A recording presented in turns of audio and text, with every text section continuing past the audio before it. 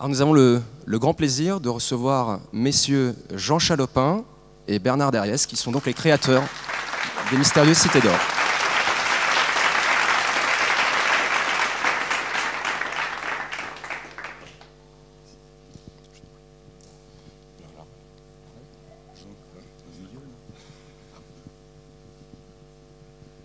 Merci d'accepter de témoigner pour cette conférence. Nous allons donc parler des 30 ans des Mystérieuses Cités d'Or. 30 ans déjà. Oui, 30 ans que nous étions... il y a 30 ans, on était encore à Tokyo, en train de produire la série.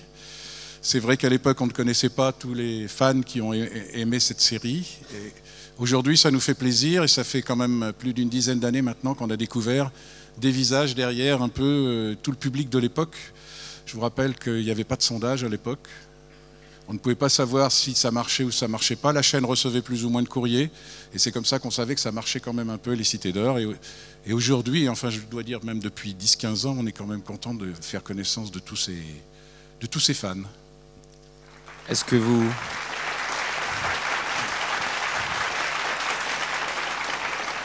Pouvez-vous nous expliquer concrètement quand et comment a démarré cette grande aventure ? Là, je pense que Jean serait mieux placé que moi pour... C'est lui qui a démarré, qui a les contacts avec les Japonais. Oui, c'est, j'allais dire un peu par hasard, c'est comme toujours. Nous étions au Japon pour explorer comment produire Ulysse 31, qui était un projet complètement fou à l'époque, parce que ça ne s'était jamais fait. Il n'y avait pas de cases horaires sur les chaînes de télévision, il n'y avait pas de budget. Quand on est arrivé, on a dit on va produire Ulysse 31, tout le monde nous a regardé comme des fous. Nous étions fous d'ailleurs, c'est l'éloge de la folie ici. Et au Japon, une rencontre avec un monsieur extraordinaire qui s'appelle Mitsuru Kaneko. Et donc avec ce monsieur, nous avons développé les Cités d'Or, c'était l'idée. D'ailleurs, il y a un point commun énorme entre Ulysse 31 et les Cités d'Or, personne ne se rend compte vraiment, c'est dans les deux cas, il y a un alibi culturel. À l'époque, les chaînes de télévision, NHK au Japon, en France c'était l'ORTF, il fallait un alibi culturel pour faire quelque chose pour les enfants.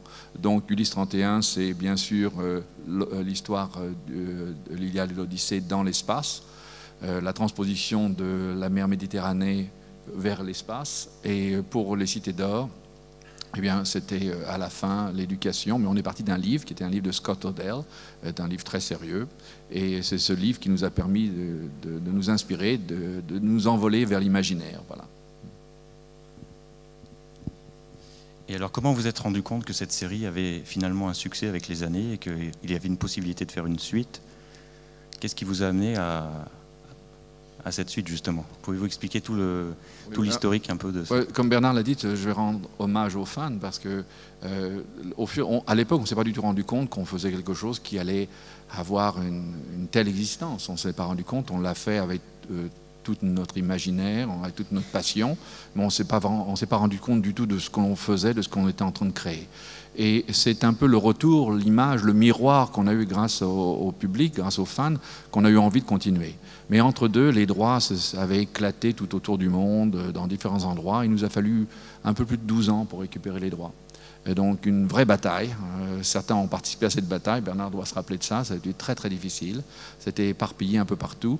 Et c'est vraiment le soutien, la croyance des fans, les sites qu'on a reçus, la présence de gens comme vous ici qui nous ont contactés il y a une dizaine d'années. Je pense que Rui, on s'est rencontrés il y a plus de 10 ans. Hein. Et cette croyance, mais il faut que vous fassiez quelque chose, il faut vous retrouver les droits, il faut faire une autre série, etc., qui nous a permis de continuer. Moi, je suis dans un autre métier. Bernard ne fait plus tout à fait la même chose non plus. Et donc, c'est le support extraordinaire de fans dans plein de pays, pas seulement en France, qui nous a permis de continuer. Avant de revenir un petit peu plus sur la nouvelle série, on aimerait aussi comprendre par rapport à la première série, qui vise principalement les trentenaires, mais pas que, comment s'est passée, entre guillemets, la cohabitation avec les Japonais. Est-ce qu'il y a eu des compromis? Est-ce que vous avez dû apprendre le japonais? C'est quand même assez intriguant. Je ne l'ai pas appris à cause de ça, j'ai appris le japonais parce que à l'époque, il n'y avait pas beaucoup de personnes qui parlaient français au Japon, donc à part les missionnaires, il fallait apprendre le japonais. Toute notre équipe était japonaise, donc à part Bernard, Bruno Bianchi, qui était le réalisateur d'Inspecteur Gadget, et moi, il n'y avait pas de français. Donc on parlait français peu, le japonais était la langue d'usage, avait des traducteurs au début, puis très vite, pour moi, c'était pas facile, donc je me suis mis à apprendre le japonais, mais c'est tout ça. Bien sûr, les rencontres culturelles. J'ai pas eu ce courage. C'est très difficile. La langue japonaise, c'est une langue très difficile. Mais vos enfants ont appris le japonais? Un peu, oui. D'accord. Mais pour nous, c'était une rencontre culturelle, surtout, c'était très important. On était arrivé avec notre passion, notre vision. On n'était pas vraiment professionnels à l'époque. On faisait des films institutionnels et des films publicitaires. Et apprendre de faire des séries, on a appris énormément de choses au Japon. Donc, Bernard le disait tout à l'heure, et pour lui, il a changé son point de vue de réalisateur. Moi, j'ai changé mon point de vue d'écriture. Ça nous a influencé énormément. Donc, on est rentré dans une culture, et le mixage culturel entre la culture française ou européenne, disons, et japonaise nous a permis d'aller aux États-Unis ensuite avec une nouvelle image. Vous voyez, ce que les gens appellent encore aujourd'hui le style Dick, ça a été créé, c'était un mélange entre une vision imaginative française et une association culturelle japonaise. Oui. Et c'est un travail ensemble, c'est-à-dire que ce soit avec Kaneko, que ce soit avec Araki, que ce soit avec tous ces gens, il y avait vraiment une cohésion. Est-ce que de temps en temps, dans les créations, il y a des conflits? Bien sûr, il n'y a pas des conflits au sens conflit armé, mais il y a des oppositions, des visions différentes. On a plein d'histoires et d'anecdotes sur des couleurs chaudes, couleurs froides. Bernard doit se rappeler de ça, parce que bon, c'est pas la même chose d'un pays à l'autre. Entière de discussions sur la couleur du pantalon d'Esteban. Enfin, c'est vrai. Chacun avait son opinion et chacun avait sa version d'une couleur. Donc il fallait trouver un compromis qui satisfasse tout le monde. Mais c'est vrai que les réalisateurs japonais, moi, m'ont appris énormément sur le plan du métier, sur la mise en scène. Et eux-mêmes avaient appris beaucoup, me disait-il, avec le cinéma français. Donc toute la mise en scène du cinéma français des années 40 à 50 était pour eux très importante, et ils avaient tiré beaucoup d'enseignements de ce cinéma-là, parce que pour eux, le dessin animé, c'était du cinéma. C'était pas quelque chose comme aux États-Unis à l'époque, qui était pour la famille, pour les enfants, pour la famille. C'était pour eux mise en scène de façon cinématographique. Donc c'est ce qui m'a beaucoup plu. Et plus tard, comme disait Jean, quand on est allé aux États-Unis, on a imposé là-bas, on a changé un peu le style, qui était jusqu'à maintenant un style Hanna-Barbera, c'est-à-dire une mise en scène très latérale avec Scooby-Doo qui va de gauche à droite et de droite à gauche. Et là, on a amené une mise en scène japono-française, nippon-française. On a amené une mise en scène nouvelle, et ce qui fait que les Américains ont beaucoup apprécié cette nouvelle façon de mettre en scène les dessins animés. Pour corroborer ce que dit Bernard, on avait à l'époque, quand on est arrivé aux États-Unis, le style d'animation, c'était des cellos qui étaient animés, comme dit de gauche à droite, la caméra était fixe, il n'y avait pas de mouvement de caméra. Au Japon, c'était le contraire, il y avait énormément de mouvements de caméra pour compenser la pauvreté de l'animation, parce que le budget était beaucoup plus faible. Nous, on a mélangé les deux. Donc ça a quand même donné un style tout à fait intéressant. C'était après voulu, je veux dire, c'était quelque chose de maîtrisé. C'était pas que pour faire des économies. Enfin, c'est parti comme ça, et ensuite c'est devenu vraiment un style, celui qu'on apprécie tous aujourd'hui. L'influence du cinéma français, Monsieur Kaneko, qui est toujours notre ami et qui est avec nous dans ce qu'on fait, qu'on continue à faire, qui est un monsieur plus âgé, qui a 72 ans aujourd'hui, il est en train d'écrire un livre sur la mise en scène française. C'est pour vous dire que c'est quelque chose qui continue à l'inspirer, il continue à exister. Donc il y a une grande cohabitation culturelle entre l'Europe et le Japon pour ça, et entre la France particulièrement. Alors aujourd'hui, 30 ans après, on se rend compte que cette série finalement a une espèce d'aura un peu particulière, au point que vous êtes amené à produire une suite, au point que cette série se retrouve dans une exposition au musée des arts asiatiques, au musée Guimet à Paris. Comment vous expliquez ce succès? Quelles sont selon vous les recettes entre guillemets qui font que cette série plaît à autant de monde? D'abord, si je le savais, j'en ferais d'autres, je ne sais pas.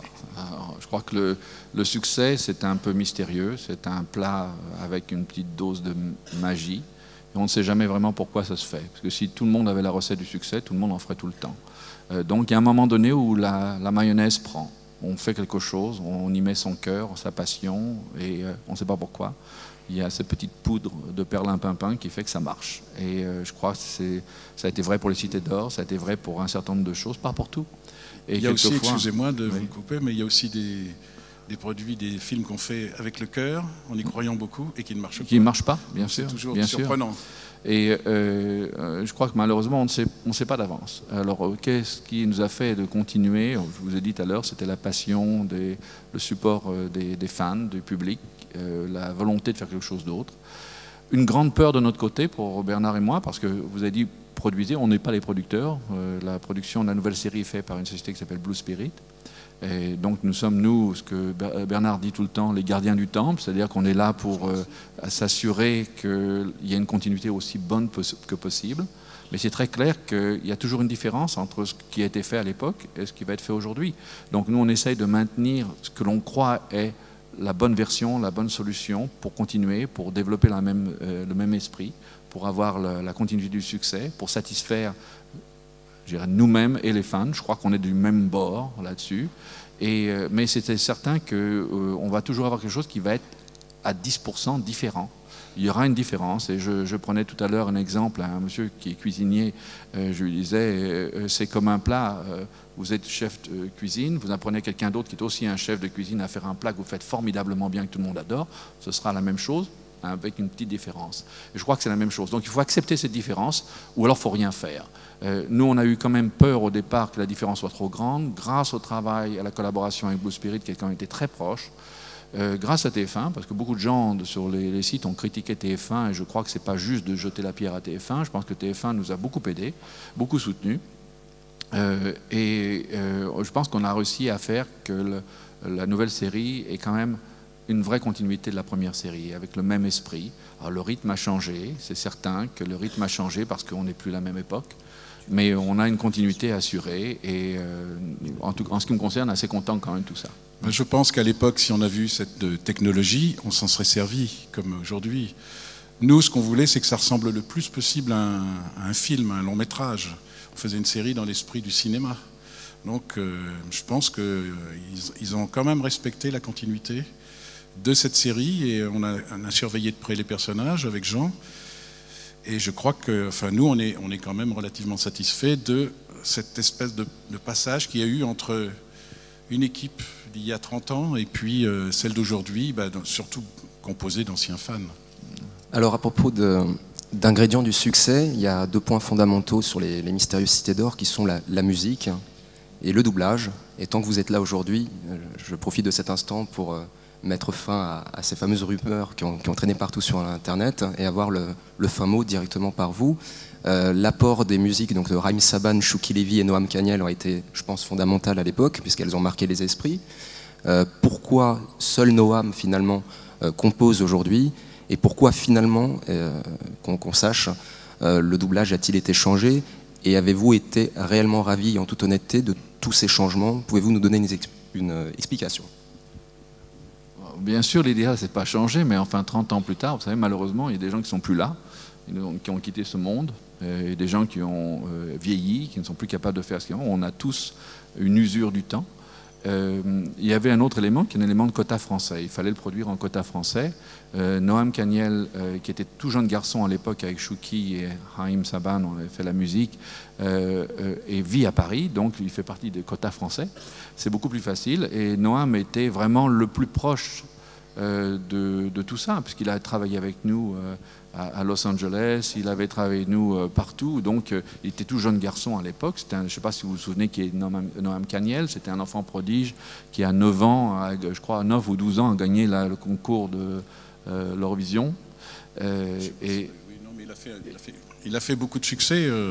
Oui, c'était Viens maman, on va danser. Viens danser avec maman, ce genre de choses, qui a eu beaucoup de succès dans les années, fin des années 60, 70. Fin des années 70. C'est un musicien extraordinaire, c'est aussi un type extraordinaire, il est gentil, il est adorable, il aime ce qu'il fait, c'est un bonheur de travailler avec lui. C'était un bonheur de travailler avec Chouki et on a continué le même bonheur à travailler avec Noam. Donc c'est la même chose. Il y a aussi des complications de droits, les droits ont été vendus, ils ont été repris, etc. Il y a tout le côté juridique qui est vraiment malheureusement un peu ce qui nous empêche de sourire, c'est l'empêcheur de tourner en rond, mais on est dans un monde aujourd'hui très très structuré, et c'est pas facile d'avancer avec seulement la passion, il y a plein de choses derrière. Alors, en ce qui me concerne les doublages, j'en parlerai moins, c'est Bernard qui a suivi ça mieux que moi. Oui, non, c'est que effectivement, il y a des gens qui ont disparu, donc pour ne parler que de Jean Topard, lui rendre hommage. Mais il y a également des gens qui ont vieilli, comme disait Jean, et il est difficile d'imaginer qu'on fait une série aujourd'hui, une première série, et ensuite suivie de 2 autres, parce qu'il est question que ce soit suivi de 2 autres séries, donc ce qui nous emmène 5 ou 6 ans dans le futur. Donc comme beaucoup de gens vieillis, on nous a demandé de prendre des comédiens dont on était sûr que la voix pouvait durer, et surtout des comédiens qui avaient l'endurance. C'est vrai qu'il y a dans les gens qui ont vieilli, on a fait des essais avec eux, et il y a des gens qui n'avaient plus le tonus pour jouer des enfants, puisqu'à l'époque, les enfants étaient joués par des adultes, hein, je vous rappelle. Donc aujourd'hui, ces enfants des Cités d'Or, je veux pas, enfin vous le savez tous, qui a doublé Jackie Berger, entre oui, autres. Exactement. Donc c'est des personnes qui ont 70 ans. Donc voilà, il va falloir. Il y a plus la même. On a trouvé qu'il n'y avait plus la même énergie. Il y avait une demande très forte de la chaîne pour ça, et donc j'ai adhéré complètement à leur demande. Et je pense que le résultat est pas si mal que ça, parce que quand on compare les deux séries, je crois que les voix sont quand même très très proches. Je ne sais pas ce que vous en pensez tous, mais je crois que moi, j'ai pas de problème avec une voix qui me paraît très bizarre, ou j'ai l'impression que ce sont les mêmes personnes qui parlent. Alors évidemment, les avis sont divers et variés. On laissera chacun donner son opinion personnelle. Il y a aujourd'hui donc un manga des Cités d'Or par Thomas Bouvray et son équipe que vous avez supervisé. Qui est en dédicace sur le salon d'ailleurs. Voilà, profitons-en pour le faire un petit clin d'œil. Nous avons donc cette nouvelle série de TF1 qui a démarré, je crois, le 7 avril dernier, le dimanche. Tous les dimanches matin. Le Blu-ray aussi, chez Kazé. Oui. Donc ça fait pas mal d'éléments. Et je crois qu'il y a autre chose aussi qui est en préparation actuellement. Et on va laisser le mot à Monsieur Chalopin. Oui, vous savez, les Cités d'Or, comme beaucoup de choses qu'on a pu faire avec Bernard, on était passionnés, étant gamin, on était très passionnés de cinéma. Théâtre et cinéma, peinture dans tous les sens, alors, ça remonte à très loin. Donc notre rêve, ça a toujours été de faire un film, un long métrage.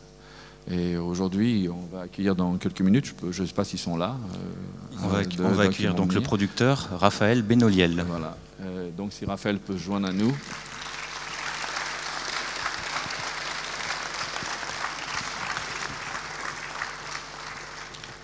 Donc Raphaël est passé à un accord avec nous maintenant. Il va donc développer, on a travaillé depuis un certain temps, c'est pas d'aujourd'hui, mais on a décidé de ne pas l'annoncer tant que ce n'était pas sûr, donc de développer un long métrage en vue réelle des Cités d'Or. Et en fait, quand je dis un long métrage, je suis un peu restrictif ici parce que son projet est une série de longs métrages. Alors voilà, Raphaël. Bonjour. Excusez-moi, j'ai un peu perdu ma voix. Mais oui.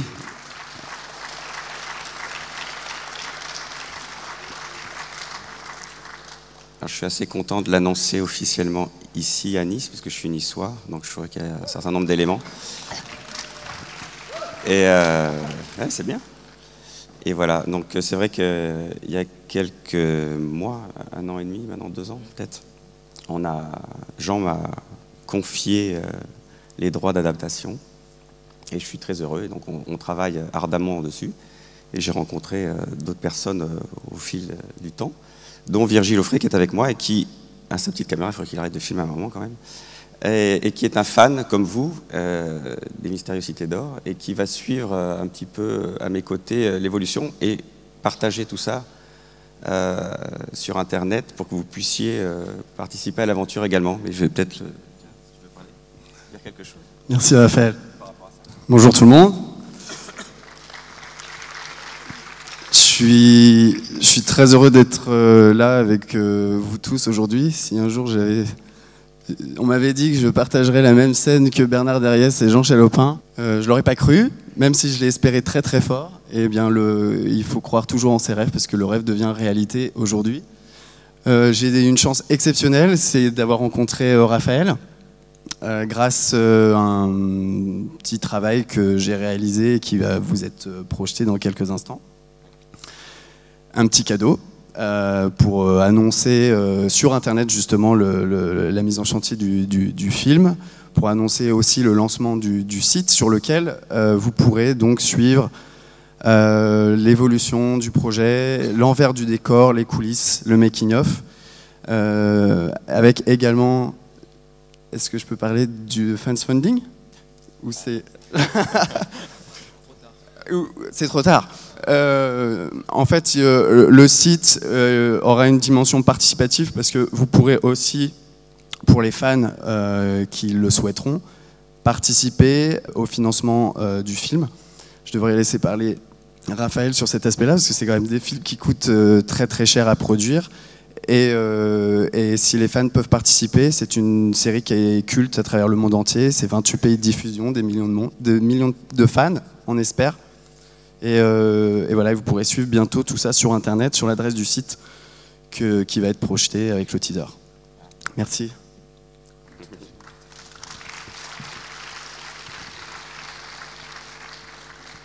Alors, Raphaël, hormis le fait que vous soyez niçois, et je vois que les réactions sont plutôt favorables, il serait bon ton, puisqu'on connaît bien Jean et Bernard, peut-être de vous présenter un petit peu et de savoir quel est un peu votre cursus cinématographique avant de rentrer dans, entre guillemets, le vif du sujet. Bien sûr.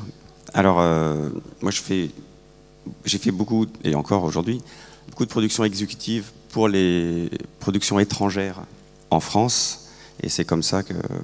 Donc c'est pour ça que je travaille beaucoup à l'international. Et il est vrai que même si Les Mystères du Cité d'Or, bon, c'est un projet déjà international au départ, mais c'est pas un film qui pourra non plus être, c'est pas un film français, de par les moyens qui vont devoir être. Et donc c'était pour ça que c'est aussi un sujet qui m'a intéressé au-delà de quand j'étais enfant, bien évidemment, et d'un rêve. Et j'ai eu la chance, pour parler un petit peu de ce que j'ai fait, donc de participer à des productions étrangères qui se sont tournées en France ou même à l'étranger. Notamment beaucoup avec, au départ, Working Title, qui est une société anglaise. Donc j'ai travaillé sur Love Actually ou Bridget Jones. Le film qui a un petit peu changé ma vie, parce que j'ai coproduit le film de Woody Allen, Minuit à Paris. Et donc, avec les Oscars et autres, forcément, ça a changé un petit peu ma carrière. Et depuis, j'ai participé au Schtroumpf 2, qui va sortir cet été, Red 2 et bien d'autres productions internationales. Est-ce que pour le film des Cités d'Or, il a été arrêté, que ce soit forcément un film live? Est-ce que c'était tout de suite la décision de départ? Parce qu'il y a eu tant de rumeurs pendant quelques années qu'un film d'animation pourrait être produit. Alors on est un peu perdu finalement. C'était mon envie de base. Mais c'est vrai qu'il y a un an, on a lancé un petit sondage sur Facebook qui s'adressait aux fans. Et c'est pour ça que c'est important, avec la présence de Virgile et autres, que vous participez tout le temps à ça. Et le résultat de ce sondage était que plus de 60%, je crois, de tous les gens qui ont bien voulu répondre souhaitaient bien, à plus de 90% une adaptation cinématographique et à plus de 60% une adaptation live. Donc voilà. Donc si je comprends bien, aujourd'hui, puisque Jean le disait si bien tout à l'heure, les fans ont tellement contribué à faire revenir les Cités d'Or par la grande porte à la télévision, il y a possibilité que les fans participent donc à la grande aventure pour construire peut-être une Cité d'Or avec vous? C'est le but. C'est pour ça. Je vois déjà des mains qui se lèvent apparemment. Et donc on va pouvoir vous passer un peu la parole.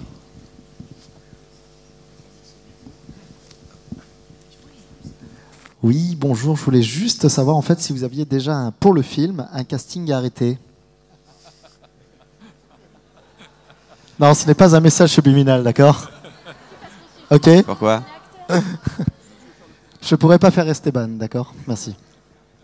Mendoza peut-être. Le perroquet? Non. On a forcément des envies, mais c'est encore trop tôt. On est au stade de l'écriture du scénario, donc c'est vraiment trop tôt. Même si on pense à des personnes, mais c'est pas possible et certainement pas pour les enfants aujourd'hui, forcément. Des personnes connues, un casting international. Les enfants, je pense, ne seront pas connus, puisque vu l'âge, et si on rentre en production dans 2 ans, ça change tellement, c'est pas possible. Après, pour les adultes, forcément, on a des gens auxquels on pense, mais on est ouvert à toute proposition. Très bien, je vais passer vous voir tout à l'heure, alors merci. Bonjour à tous, merci beaucoup pour tout ce que vous avez fait jusqu'à aujourd'hui. Ma question porte plus sur vos travaux passés. Est-ce qu'un jour on aura l'occasion d'avoir un artbook des Cités d'Or ou d'Ulysse 31 ou qui regrouperait vraiment le travail artistique de ces séries-là? Merci. Bon, c'est possible, c'est toujours possible. On disait tout à l'heure avec horreur, et je vais vous faire tous frémir d'horreur parce que je veux dire. À l'époque, on n'avait pas du tout conscience de ce que représentaient les cellos et la valeur de ce qu'on faisait, et ça prenait beaucoup de place parce que tout se faisait à la main. Aujourd'hui, ça se fait par ordinateur. Donc, tous les 2 mois, on brûlait 4 tonnes de cellos. On passait à l'incinérateur. Alors, donc, c'est effrayant, mais c'est une réalité du passé. Et ça prenait de la place et il fallait les éliminer. Je dois dire qu'on en a tous ensemble gardé quelques cellos ici et là, mais on n'a pas. Donc le artbook des Cités d'Or, oui, probablement, mais recomposer avec le passé est assez compliqué parce que même notre ami Kaneko n'a pas gardé grand-chose, presque rien. Et je dois dire qu'on a presque plus de choses ici même. Et ce qu'on retrouve souvent, c'est justement par les fans qui nous disent voilà, j'ai obtenu ça, j'étais au Japon à cette époque, j'ai fait ça, etc. On n'a presque rien gardé. Alors donc faire un artbook, c'est possible qu'on le fasse, ce sera presque une recréation à partir de ce qu'on n'a plus, malheureusement. Voilà. Il y a un livre sur les Cités d'Or qui va paraître. Ce ne sera pas un artbook, mais il y a un livre que vous allez publier dans quelques semaines, c'est ça? Dans quelques mois?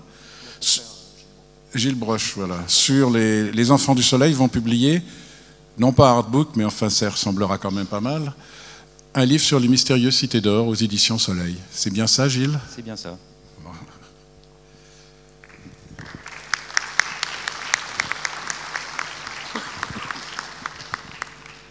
Bonjour.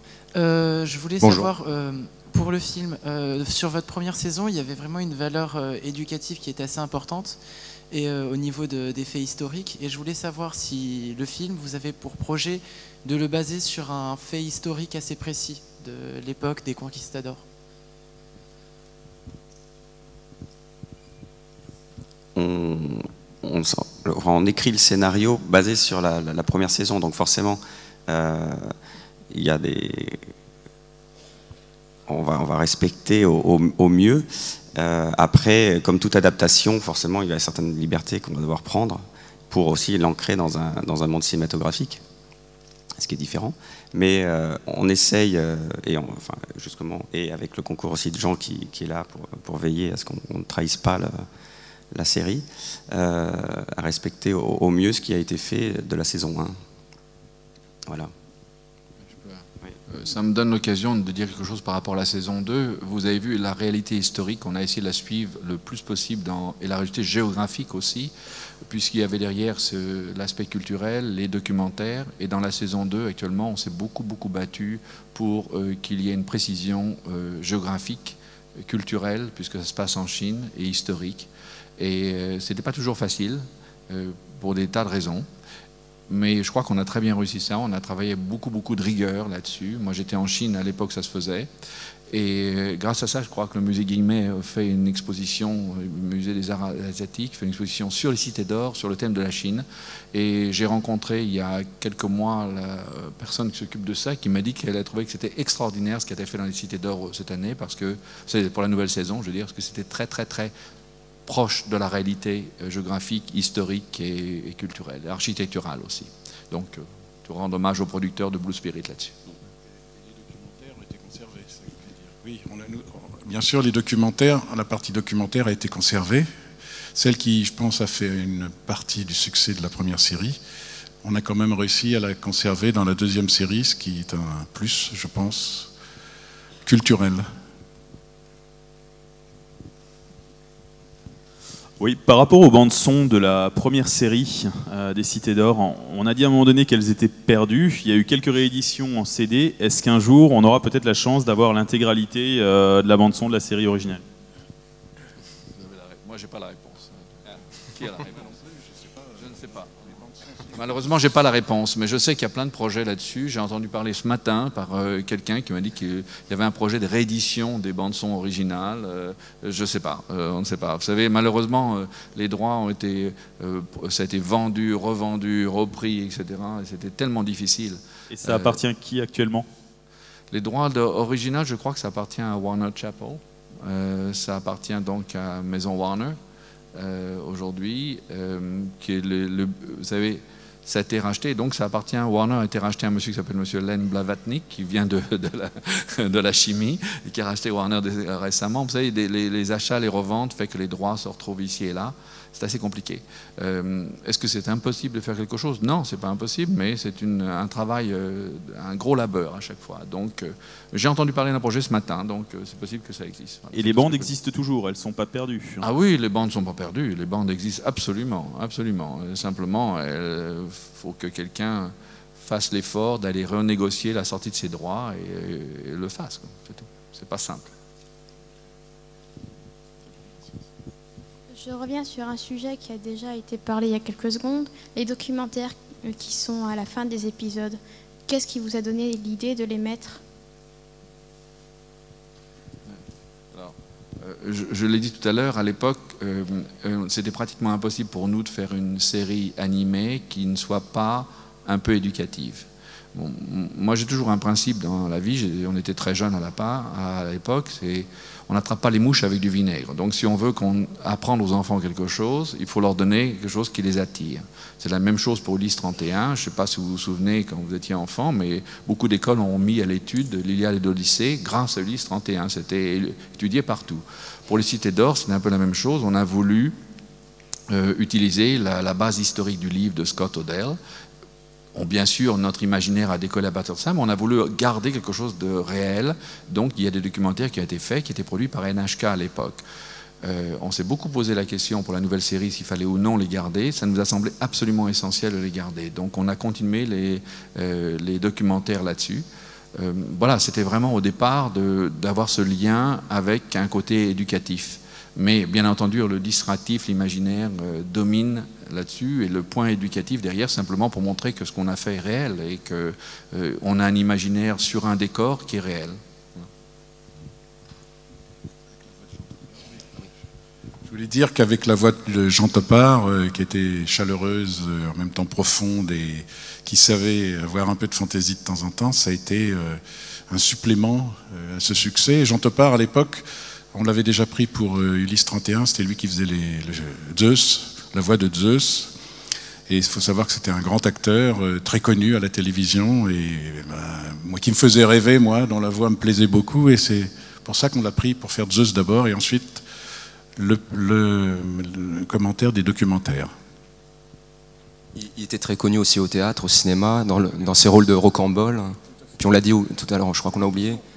Rocambole, voilà. Et Noam, on parlait beaucoup de son travail tout à l'heure. Pour certains qui ne le sauraient pas, il a fait aussi Goldorak, parce qu'on a parlé beaucoup des musiques. Vous vouliez rajouter quelque chose sur Jean Topard, peut-être? Jean? C'est un acteur extraordinaire, c'était un plaisir. On a eu la chance de travailler avec lui sur plusieurs séries. C'était quelque chose un grand plaisir, parce que c'était d'abord un acteur de théâtre et un grand acteur de théâtre.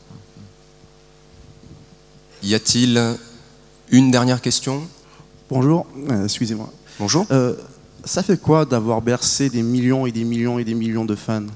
Parce que vous êtes encore jeune, et vous pensez qu'il y a encore du futur à faire et encore beaucoup de choses. Ça fait quoi en tant que personne de se dire ben, j'ai bercé autant de personnes?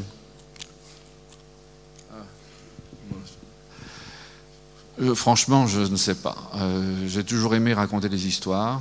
Mon père m'a raconté des histoires depuis que j'étais tout petit, et je crois que j'ai toujours eu le goût vous savez, quand on fait briller les yeux des enfants, on a réussi quelque chose d'extraordinaire. Et je crois que j'aime bien faire briller les yeux des enfants. Donc si j'ai réussi à faire briller vos yeux à un moment donné, et que quelque part vous avez gardé un petit peu ça au fond du cœur, ben c'est formidable.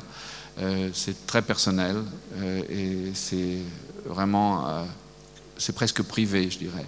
Donc je ne sais pas. C'est vraiment le plaisir de raconter une histoire qui était dans mon cœur, dans ma tête, celle de Bernard, celle de toute l'équipe. Parce qu'encore une fois, c'est très facile de prendre crédit là-dessus, de dire j'ai fait, mais c'est un travail, les dessins animés, c'est un travail d'équipe énorme. Tout le monde contribue. Il n'y a pas un créateur au-delà des autres. Moi, j'étais plus un rassembleur qu'un créateur. Et je crois qu'on a travaillé tous ensemble pour faire ça. On a tous apporté un peu de nos rêves, de nos idées, de nos passions, de nos cauchemars, parce que la peur fait partie du rêve. Et c'est ça. Et si on a réussi à vous toucher, peut-être parce qu'on a fait les choses avec toute notre âme et notre vérité. Voilà.